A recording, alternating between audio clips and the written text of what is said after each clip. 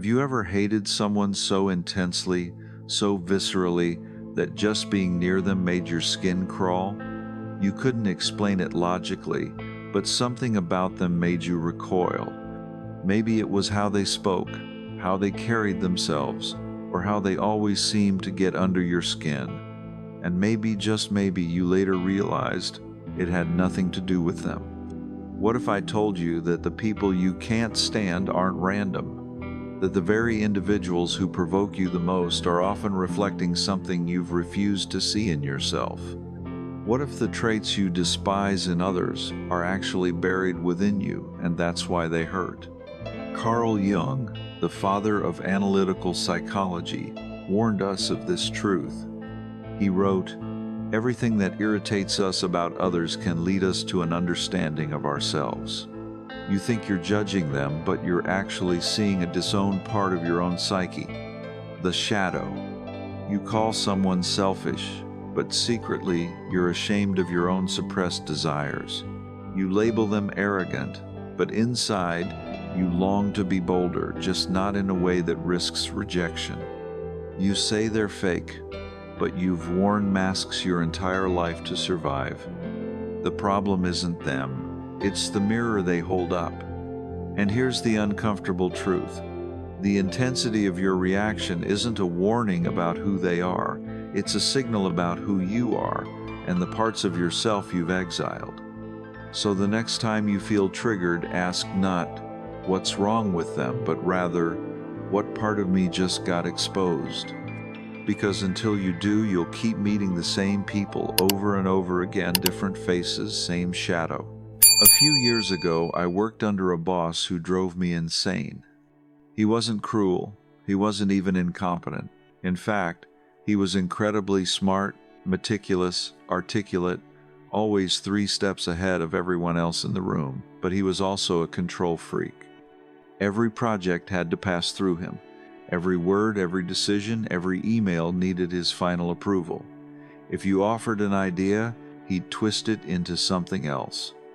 If you tried to take initiative, he'd shut it down or revise it until it no longer resembled your original thought. He wasn't just a micromanager, he was the whole microscope. And I hated him for it. Every Monday morning I'd feel a tightness in my chest before walking into the office. I began to dread his feedback, anticipate his corrections, and rehearse my words to avoid confrontation. I complained about him to my friends constantly. He doesn't trust anyone, I'd say. He's obsessed with control. It's exhausting. And it was. But it wasn't until much later that I realized something even more exhausting was going on beneath the surface, something I had never dared to confront. It started with a conversation during a late-night argument with my partner at the time. She looked at me, exhausted, and said, "You know, you're always trying to fix things. Every time I express something, you turn into this machine that needs to solve it. Sometimes I just want to be heard, not managed." That hit me harder than anything my boss ever said. I started reflecting reluctantly, uncomfortably on my own patterns. I realized how often I'd interrupted others not out of disrespect, but out of a compulsion to steer the situation.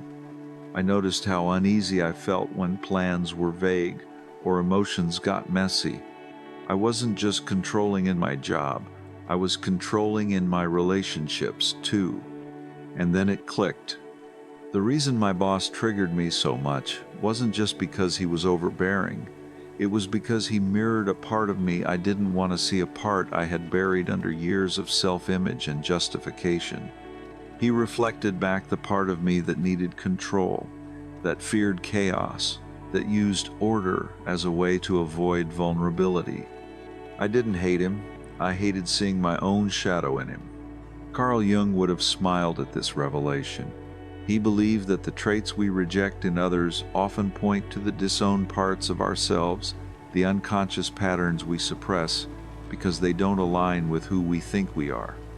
He called it the shadow, and said that until we confront it, we'll keep projecting it outward, again and again, like a movie playing on the wrong screen.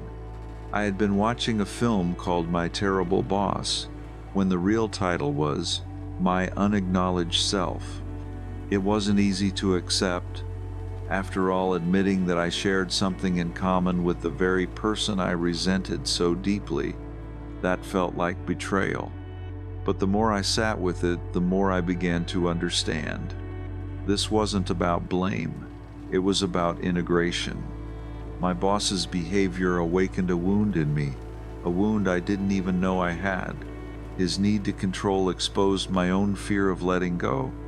His criticism reminded me of my harsh inner voice, the one that rewrites drafts a dozen times and still whispers, "Not good enough." I wasn't reacting to him, I was reacting to myself. Once I saw it, I couldn't unsee it. And strangely, something shifted. I didn't suddenly become best friends with my boss, but my hatred dissolved. In its place came a kind of curious compassion. I saw him not as a tyrant, but as a man grappling with his own insecurities, just like me. Maybe his need for control wasn't about dominance, but about fear. Fear of being wrong, fear of being vulnerable, fear of being seen as anything less than perfect. The moment I saw my shadow in him, he stopped being the enemy. We're taught to label people as good or bad, toxic or healthy. But what if the truth is far more complex and far more revealing? What if the people who hurt us the most are sometimes the ones who show us what we haven't healed? That's the gift of the shadow. It hides in the faces of those we loathe until we're ready to see it in ourselves. And when we do, the world becomes less about blame and more about self-discovery. To understand why we react so strongly to certain people, we must first understand one of Carl Jung's most profound and unsettling ideas, the shadow. In Jungian psychology, the shadow represents the unconscious parts of ourselves, the traits, emotions, and impulses that we reject, repress, or deny. Not because they're inherently bad, but because at some point in our development, we were taught they were unacceptable, too selfish, too loud, too ambitious, too emotional, too sensitive, too something. So what do? We push them down, we bury them deep. And in doing so, we create a split within our psyche, a gap between who we truly are and who we believe we're allowed to be. The acceptable self becomes our persona, the mask we wear in public. The rest, it gets exiled into the shadow. But here's the twist. What is repressed doesn't disappear. It festers. And eventually it finds a way back into consciousness, not through introspection, but through projection. Projection is the psychological mechanism by which we unconsciously assign our disowned traits onto others. As Jung famously said, everything that irritates us about others can lead us to an understanding of ourselves. In other words, the people who trigger us most are often reflecting back the parts of ourselves we've refused to claim. You think that arrogant coworker is full of himself, but maybe he's expressing the confidence you were taught to suppress. You resent the selfish friend who always puts her needs first, but maybe she reminds you of your own inability to say no. You despise the controlling partner, but perhaps it's because deep down you crave control too. The shadow isn't evil. It's simply unseen. And this is where depth psychology diverges from surface-level self-help. It doesn't try to make you more positive or polished. It invites you to become whole. And wholeness requires integration, not rejection. Let's look at a few examples of how common archetypes, universal symbols in Jungian theory can appear in our lives through projection. 1. The arrogant one. When someone exudes pride or boldness, we may feel instant disdain. Who do they think they are, we ask. But ask yourself, have you ever longed to take up more space in the room? To speak without second guessing?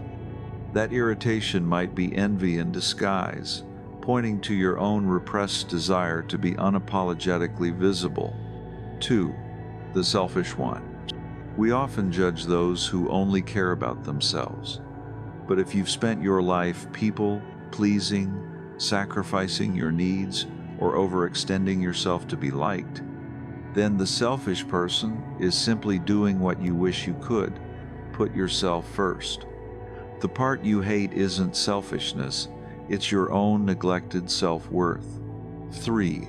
The power-hungry one. Dominant people can be hard to tolerate, especially if you've been taught to play small, be humble, or stay quiet.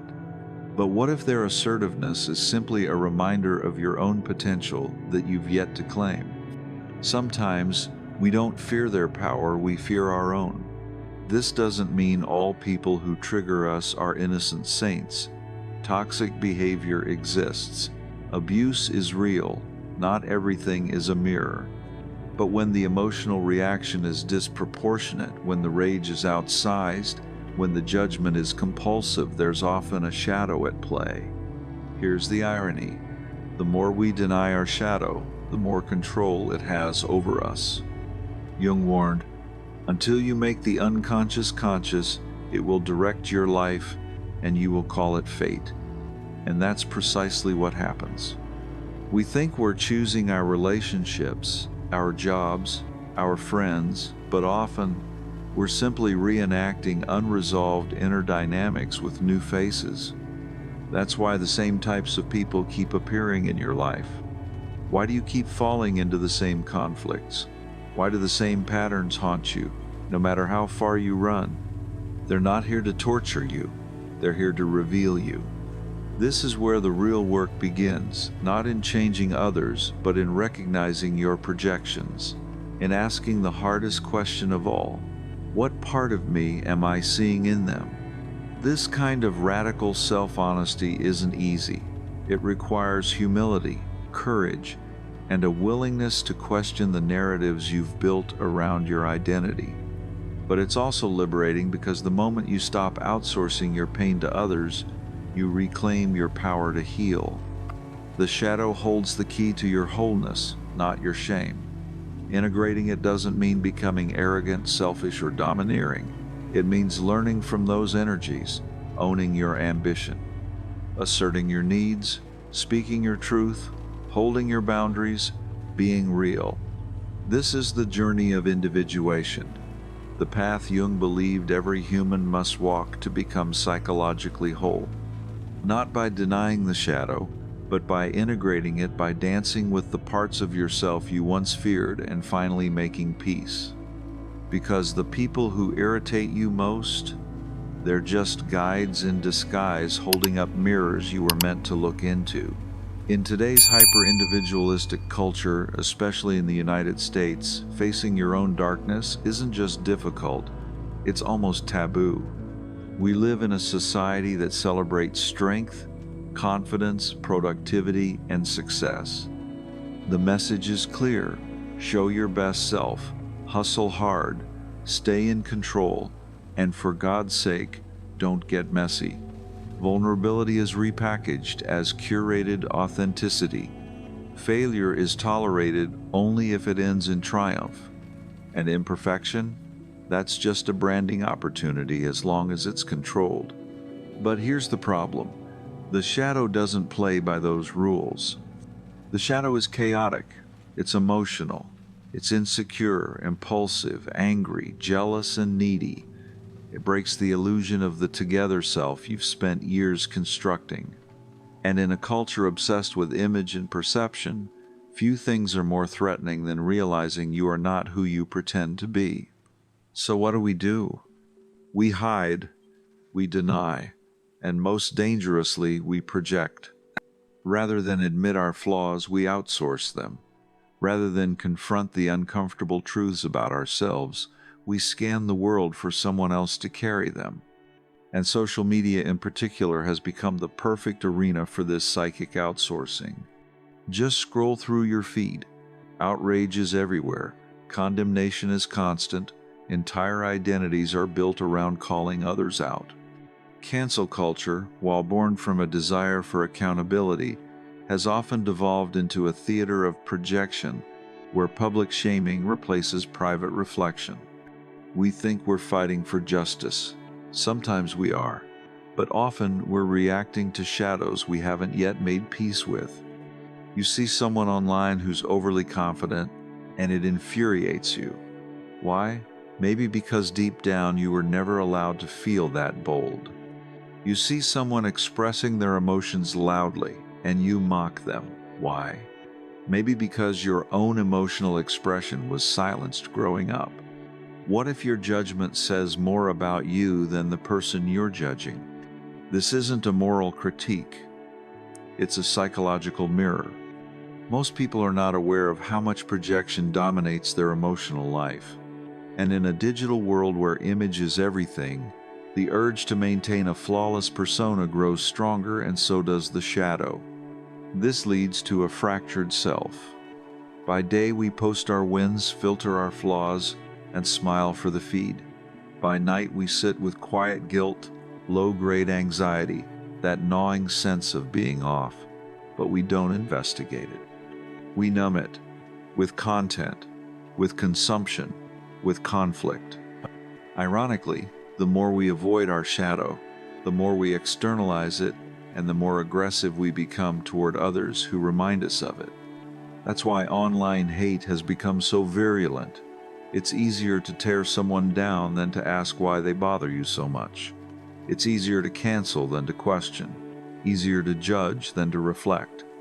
But judgment without self-inquiry is just projection with a mask. Jung warned that the modern world would suffer not from lack of technology or progress, but from a deep disconnection with the soul. And isn't that what we're seeing now?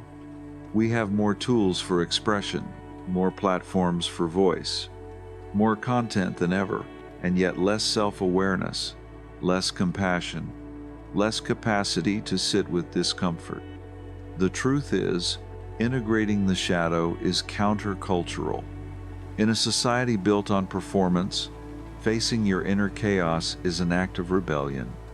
It means being honest about the envy you feel, the rage you suppress, the control you crave, the approval you chase. It means saying, "This is also me," without shame, without spin. And this kind of self-honesty is not a weakness, it's freedom. Because once you stop projecting, you stop being a puppet to the world around you. You no longer need to vilify others to feel righteous. You no longer need to prove your virtue by pointing out others' flaws. You reclaim the energy you wasted on appearances and begin to live in truth. So the next time you catch yourself spiraling in criticism, pause. Ask, why this person? Why now? What part of me feels threatened or exposed by them? Maybe your anger is justified, maybe it's not, but either way, it's an invitation to look inward, not just outward, to ask harder questions, to face the echo before you fight the mirror, because the world doesn't need more judgment, it needs more integration. And maybe, just maybe, the peace you're looking for isn't found in being right, it's found in being whole. So, what if everything you've been trying to push away, everything you hate, fear, or judge in others, is actually part of the path back to yourself? You see, true freedom doesn't come from cutting toxic people out of your life. It doesn't come from blocking, unfollowing, or isolating. It doesn't even come from protecting your energy at all costs. These things can be helpful, yes, but they're incomplete.